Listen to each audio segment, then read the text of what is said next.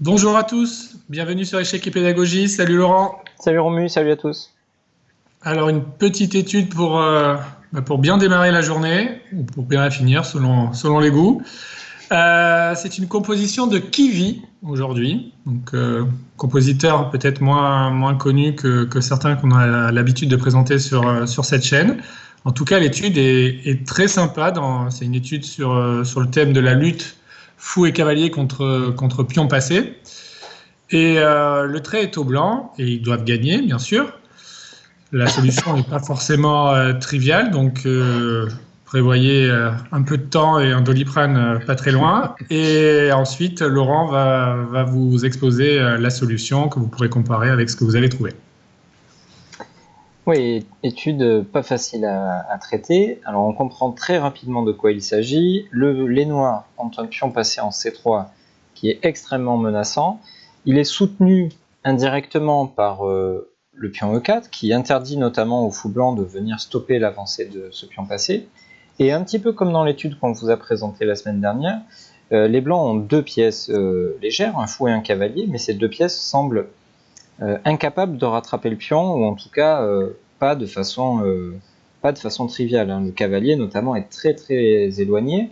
Alors on sait que cette petite bête a de grandes jambes et pourrait faire des miracles, on va dire, mais encore faut-il trouver sous quelle forme faire ce miracle. Alors, on a différents essais, notamment différents échecs à notre disposition. Il y a cavalier A7, il y a fou B5, et il y a aussi cavalier E7 échec. On comprend bien que si on ne fait pas échec, les noirs vont tranquillement avancer leur pion, et on est dans l'incapacité de rattraper ce pion. Donc commençons par le coup cavalier A7 échec, qui est peut-être le plus naturel, notamment parce qu'on comprend que le cavalier va se faire aider de son camarade le fou pour se rapprocher du pion en passant par la case B5. Cependant, après roi B6, cavalier B5 et pion C2, on se rend compte que le miracle tant espéré n'aura pas lieu. Il n'y a pas de case de fourchette, notamment, et aucun moyen de rattraper le pion. On n'a même plus de capacité de faire échec, donc c'est un essai totalement infructueux, ce cavalier à 7 échecs. Deuxième échec auquel on pourrait penser, et qui est plus difficile à réfuter, c'est le coup fou B5. Alors, l'idée est relativement simple, on souhaite dévier le roi, qui, s'il n'accepte pas le fou d'ailleurs, permettrait à ce fou de bloquer le pion, et ensuite avec le roi, on ramasserait tout ce qui se présente à nous. Après fou B5 échec, roi prend B5, les blancs ont dévié le roi afin de permettre le coup cavalier D6 échec. Et ça, c'est une position très instructive parce que le roi noir, qui a plusieurs possibilités, n'en a qu'une seule de satisfaisante. Alors comme c'est une sous-variante, on ne va pas tout détailler, mais je vais vous présenter une possibilité infructueuse pour les noirs. Ce serait par exemple le roi A4. On pourrait se dire, je m'éloigne du cavalier, il n'y a pas d'échec à disposition, en tout cas semble-t-il, et peut-être que mon pion va faire une promotion. Mais comme souvent dans la lutte cavalier contre pion passé, le cavalier fait des miracles, cavalier prend E4, pion C2, cavalier C3 échec, on rebondit grâce à cet échec, pour finalement arriver sur la case E2. Notre cavalier se sacrifiera lorsque le pion fera une promotion, et avec notre roi et notre pion passé, on va tranquillement aller faire une dame. Donc, après cavalier D6 échec, les noirs n'ont qu'un seul bon coup à leur disposition. On vous laisse regarder les autres options qui sont donc mauvaises. Et donc, cette bonne option, c'est le coup roi B4. Alors, il existe une règle très utile à retenir qui dit que lorsque le roi se place en diagonale du cavalier avec une seule case d'écart, il faut 3 coups au cavalier pour pouvoir faire échec. Et donc, ça laisse le temps aux noirs d'organiser leur jeu. Ici, il y a une dernière tentative pour les blancs. Cavalier prend E4, pion C2, cavalier F2, nouveau miracle opéré par les blancs avec leur cavalier. En cas de promotion, il y aurait cavalier D3 échec qui récupère la dame et qui gagne la partie. Malheureusement pour les blancs, les noirs ne sont pas obligés de faire une promotion. Pardon. Et ils peuvent donc reprendre le contrôle de la case D3 en jouant roi C4. Et désormais, c'est cuit. Une dame noire va apparaître et on ne pourra pas gagner, on va même perdre la partie. Donc ça, c'était notre deuxième tentative avec fou B5 échec, un petit peu plus difficile à réfuter, mais ok, le coup est éliminé. Donc il ne nous reste plus que le dernier échec à notre disposition, c'est-à-dire cavalier E7 échec, qui est le bon coup. Alors à nouveau, énormément de coups candidats pour notre adversaire, qui peut déplacer son roi sur différentes cases. On va les regarder une par une et se rendre compte que finalement le choix est pas si large que ça. Alors commençons par le coup roi C5, qui pourrait paraître naturel. Le roi s'approche de son pion, pourquoi pas pour essayer de le soutenir, et se place, comme je viens de l'expliquer juste avant, en diagonale du cavalier avec une seule case d'écart. Malheureusement, les blancs ont une petite astuce, cavalier F5, pion C2, cavalier D4 attaque le pion, donc nécessairement les noirs doivent avancer ce pion. S'ils font une promotion en dame, il y a cavalier B3 échec gagne la dame, et la partie est terminée. S'ils essaient de faire les malins en faisant une sous-promotion en cavalier, on a maintenant une pièce d'avance, avec la capacité notamment de gagner le pion E4, on pense à roi G3, roi D5, roi F4, cavalier A2 et fou G2. L'adversaire va être en zugzwang, va devoir nous donner le pion E4 et la partie sera terminée.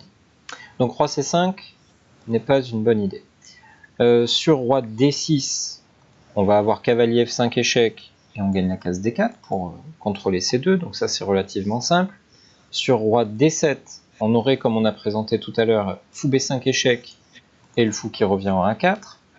Et enfin, sur roi C7 ou sur roi B6, à chaque fois, même punition, cavalier D5 fera échec, que le roi soit en C7 ou B6 et attaquera en même temps le pion C3.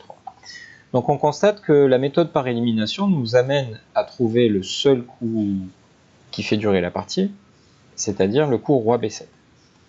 Finalement, Romu, on se rend compte que dans ce genre de cas de figure, lorsque un pion passé lutte face à des pièces légères, il est peut-être plus malin d'essayer d'éloigner le roi du pion passé que de le rapprocher du pion passé, non ?